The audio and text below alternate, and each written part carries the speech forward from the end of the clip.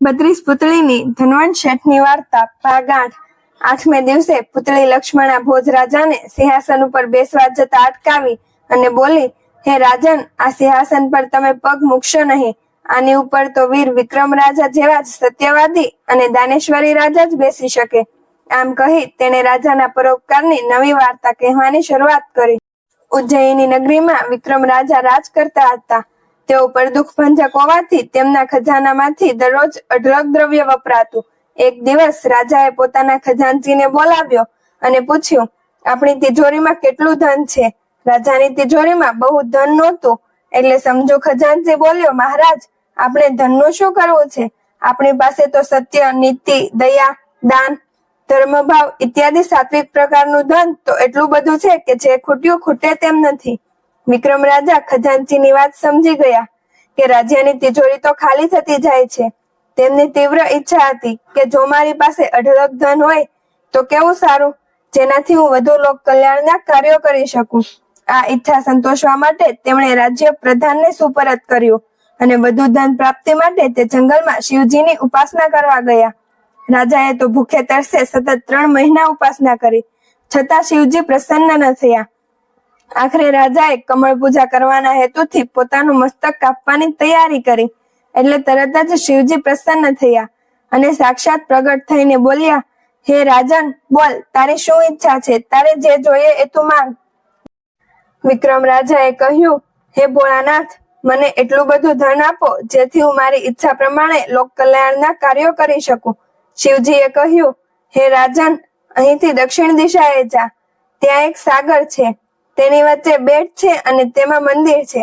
એ મંદિરમાં એક અવધૂત રહે છે, એને તું મળજે। તે કથિરનું કંચન કરી જાણે છે, સૂરજ જેવું તો એનું તેજ છે, પાસે કામધેનુ છે, રસ્તો થોડો કઠિન છે, પરંતુ મારા આશીર્વાદ તારી સાથે છે, જરૂર તારી મનોકામના પૂર્ણ થશે। આટલું કહી શિવજી તો અંતર્ધ્યાન થઈ ગયા। રાજા તો ત્યાંથી દક્ષિણ દિશાએ નીકળી પડ્યા। તાપ સખત પડતો હતો। રાજા તો તાપની પણ પરવા કર્યા વિના આગળ ને આગળ રસ્તો કાપવા લાગ્યા। કેટલુંક ચાલ્યા પછી રાજાને ખૂબ જ તરસ લાગી। જળાશયની શોધમાં તેમની નજરે એક વાવ પડી। તેઓ પગથિયા ઉતરીને પાણી પીવા વાવમાં ઉતર્યા। આ વાવમાં એક બાજુ ચોક હતો, ત્યાં 4 જોગણીઓ ચોપાટ રમતી હતી। એવામાં એમની નજર રાજા ઉપર પડતા જ 4 જોગણીઓ ખડખડાટ હસવા લાગી અને બોલી, તું ઠીક સમયે આવ્યો છે, અમને ક્યારની ભૂખ લાગી હતી। વિક્રમ રાજાએ કહ્યું, ભલે, તમારે મને શાંતિથી ખાજો, હું અહીંથી નાસી જવાનો નથી, પરંતુ તમે મને ખાતા પહેલા એટલું કહો કે તમે કોણ છો અને અહીં પુરાણી વાવમાં શા માટે ચોપાટ રમો છો? એક જોગણી બોલી, પહેલા તું તારું નામ કહે, પછી અમે અમારી ઓળખાણ આપશું। રાજાએ કહ્યું, હું ઉજ્જૈની નગરીનો રાજા વીર વિક્રમ છું અને હરસિદ્ધ માતાનો પરમ ભક્ત છું। જોગણીઓ બોલી, તું હરસિદ્ધ માતાનો પરમ ભક્ત છે, અમે પણ માતાજીના ભક્ત છીએ। તે સારું થયું કે ઓળખાણ આપી, નહીતર આજે અમારાથી ઘોર પાપ થઈ જાત। અમારાથી તમને ન ખવાય, અમારે તો તમને મદદ કરવી જોઈએ। બોલો, તમે આ બાજુ કઈ તરફ નીકળ્યા? વિક્રમ રાજાએ પોતાની સઘળી હકીકત કહી જણાવી, એટલે જોગણીઓએ એક ઉડન પાવડી આપતા કહ્યું, હે રાજન, તમે જે જગ્યાએ જવા માંગો છો તે અહીંથી ખૂબ જ દૂર છે। તમે આ પવન પાવડીની મદદથી તમારી જગ્યાએ ઝડપથી પહોંચશો। વિક્રમ રાજા 4 જોગણીઓનો આભાર માની પાવડી પગમાં પહેરી બોલ્યા, ઉડ ઉડ પવન પાવડી, દક્ષિણ સાગરના બેટમાં અવધૂત પાસે જા। પવન પાવડી તરત જ આકાશ માર્ગે ઉડવા લાગી અને પળવારમાં તો તે દક્ષિણ સાગરના બેટમાં અવધૂત પાસે આવી। રાજાએ પગમાંથી પવન પાવડી કાઢી અવધૂત પાસે ગયા અને તેમને પગે પડી બોલ્યા, મહારાજ, હું ઉજ્જૈની નગરીનો રાજા વિક્રમ છું। મને તમારી પાસે શિવજીએ મોકલ્યા છે। મને કૃપા કરી સુવર્ણ સિદ્ધિવાળી જડીબુટી આપો, જેથી હું લોક કલ્યાણના કાર્યો વધારે કરી શકું। અવધૂત રાજાને લોખંડમાંથી સોનું બને એવી જડીબુટી આપી અને કહ્યું, હે રાજન, ધનનો બહુ લોભ કરશો નહીં। આ જડીબુટીના આધારે 56 કરોડ સોના મહોરો બનાવજો, વધુ લોભ નહીં કરતા। રાજા અવધૂતનો આભાર માની તેમના આશીર્વાદ લઈ પવન પાવડીમાં બેસી ઉજ્જૈની આવ્યા। જડીબુટીના આધારે તેમણે 56 કરોડ સોના મહોરો બનાવી અને પોતાની તિજોરીમાં મૂકી। હવે આ ઉજ્જૈની નગરીમાં કરોડપતિ શેઠ ધનવંત રહેતા હતા। તેમના વૈભવનો પાર ન હતો। તેમનો વેપાર દેશ પરદેશ ચાલતો હતો. એક વખત પરદેશથી ઉજ્જૈની એક વેપારી આવ્યો. તેમનું નામ શ્રીપાલ શેઠ. આ શેઠ પાસે એક કિંમતી હીરો હતો.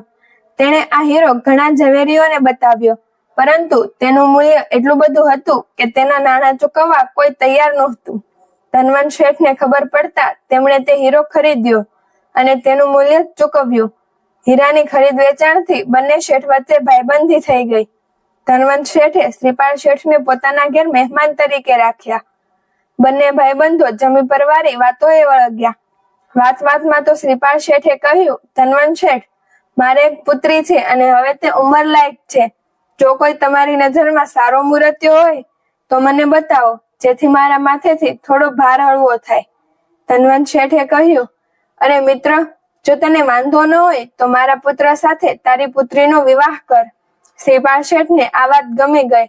તેમણે તરત જ આ પ્રસ્તાવ સ્વીકારી લીધો અને બંનેએ વિવાહ નક્કી કરી અરસપરસ ચાંદલા કર્યા અને નગરમાં પતાસા વહેંચવામાં આવ્યા.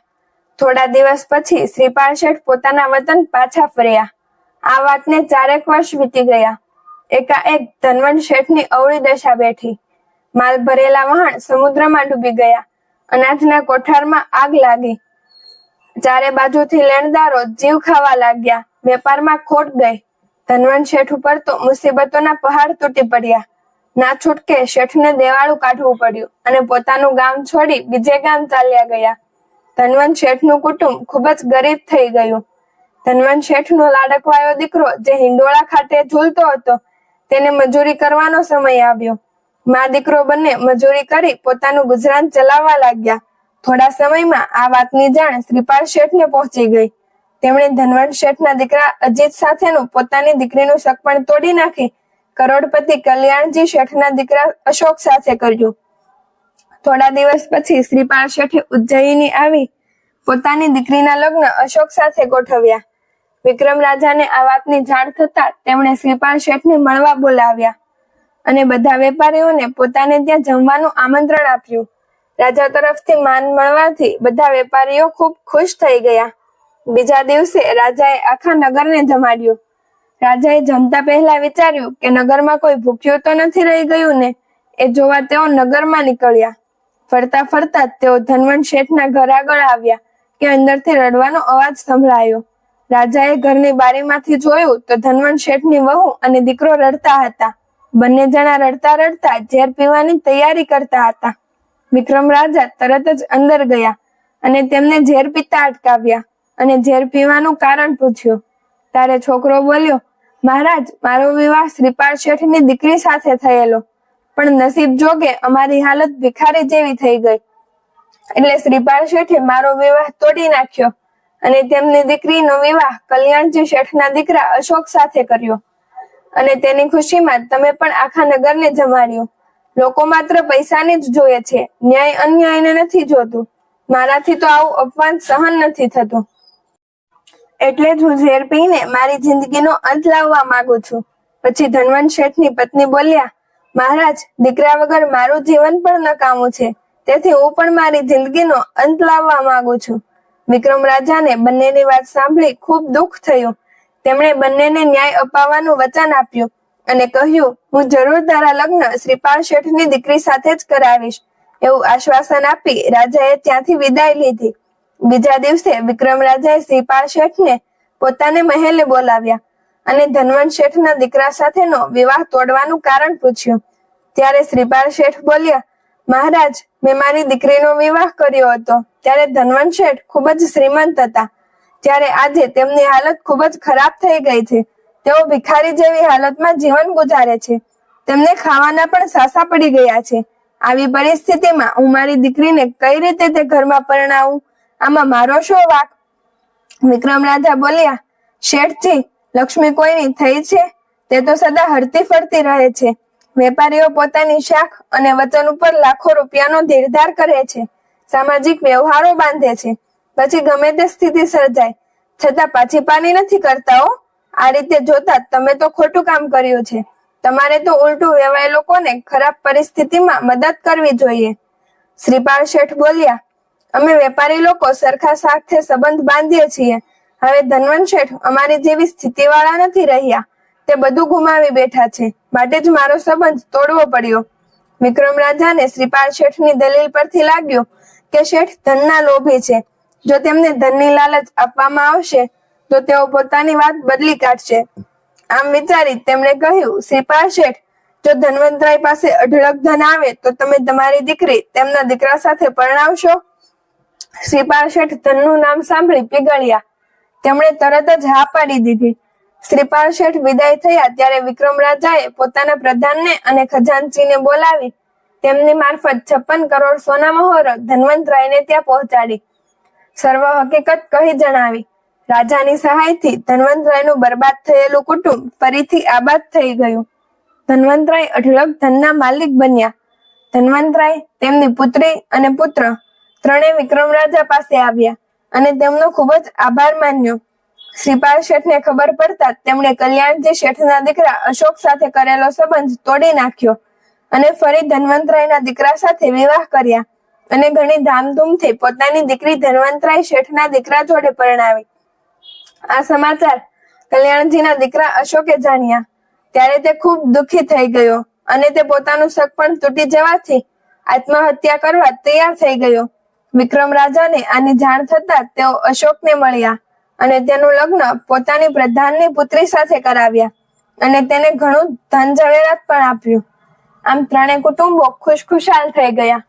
લક્ષ્મણા પુતળીએ વાર્તા પૂરી કરતા કહ્યું, હે રાજા ભોજ, વીર વિક્રમ રાજા આવા દાનેશ્વરી અને પરોપકારી હતા. તમે આવા કાર્ય કરવા શક્તિમાન હોવ તો જ આ સિંહાસન ઉપર બેસી શકો. આટલું કહી પુતળી સરળ કરતી આકાશ માર્ગે ઉડી ગઈ. જો મિત્રો તમને અમારી આ વાર્તા પસંદ આવી હોય તો અમારી ચેનલને લાઈક કરો, શેર કરો અને સબસ્ક્રાઇબ કરો. હરે કૃષ્ણ મિત્રો, જય માતાજી.